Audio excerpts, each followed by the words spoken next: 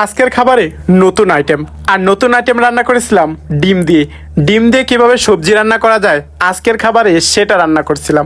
তো ডিম দিয়ে সবজি রান্নাটা অনেক টেস্ট ছিল, যেমন তরকারিটা টেস্ট ছিল তেমন খেতেও ছিল ইয়াম্মি। আসসালামু আলাইকুম, ওয়েলকাম ব্যাক টু মাই নতুন আমার আরও একটি ভিডিও। কেমন আছেন? আশা করতেছি ভালো আছেন। আমি আলহামদুলিল্লাহ ভালো আছি। তো সিম বাঁচতেছিলাম, যেহেতু রমজান মাস, একটা তরকারি রান্দা একদিনের উপরে খাওয়া যাচ্ছে না। তো আজকে ভাবলাম একটা তরকারি রান্দা 2 দিন খাবো। তার জন্য এখানে আলু কাটটা নিছি, সিম কাটটা নিছি, আর সাথে নিয়ে নিছি টমেটো। সব একসাথে সবজি কাটটা নেওয়া শেষ হয়ে গেলে তারপরে ভাবলাম এখন আর কি করা যায়। তারপরে ডিম সিদ্ধ দিয়েছিলাম, সেই ডিমটা একটু কাটটা নিলাম। ডিম কাটটা নেওয়ার মানে হলো এই ডিম দিয়েই মূলত আজকের তরকারি রান্না করা হবে।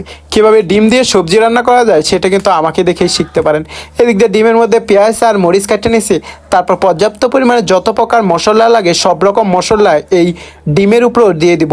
হলুদ, মশলা এবং কি জিরা পাউডার সব কিছু দেওয়া শেষ হয়ে গেলে এখানে একটু পানি অ্যাড করে দিতে হবে। জিরা গুঁড়া সব কিছু দেওয়া শেষ হয়ে গেলে লবণ, স্বাদ মতো লবণ দিয়ে পানি দিয়ে এটা নিয়ে চলে যাব চুলা ফাড়ে। আর চুলা ফাড়ে যা চুলায় কড়াইয়ে দিয়ে দিয়েছিলাম সয়াবিন তেল, সাথে দিয়েছিলাম পেঁয়াজগুলো লাল লাল করে ভাজা হয়ে গেলে দিয়ে দিতে হবে সেই যে ইয়াম্মি বানিয়েছিলাম সেই মশলা ড্রো এবং সাথে ডিম। এগুলো ভালোভাবে কষানো শেষ হয়ে গেলে তারপরে শীতের যে সবজিগুলো ছিল সেই সবজি নিয়ে গিয়েছিলাম। এখনও শীত না, গরম পড়ে গেছে। গরমে এই তরকারি দিয়ে ডিম দিয়ে রান্না করলেও কিন্তু খেতে খুবই অসাধারণ হবে। তো এটা আসলে ভালো করে কষিয়ে নিলাম।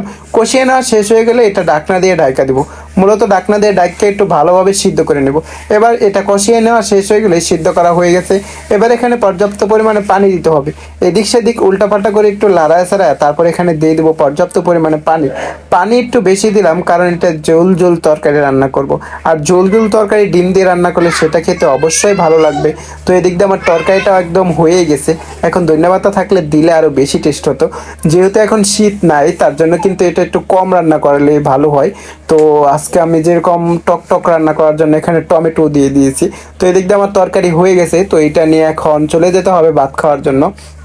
তো মূলত এখন 10টা বাজতেছে। তো 10টার সময় ভাত খাওয়া শেষ করবো, আবার সেহরির টাইমে উঠতে হবে। তো তরকারিটা দেখতে আমার একদম ইয়াম্মি লেভেলের হয়েছে। এবার আমার ভাত খাওয়ার পালা। প্রথমে আমি এখানে ভাত বেড়ে নিয়েছি, আর ভাত বেড়ে নিয়ে এখানে নিলাম সেই তরকারি। তো তরকারিটা আর তরকারি একদম দেখতে অস্বাভাবিক সুন্দর লাগতেছিল। তো এবার খাবার পালা। তো আসলে দেরি না করে আসলে খেতে বসে পড়ি।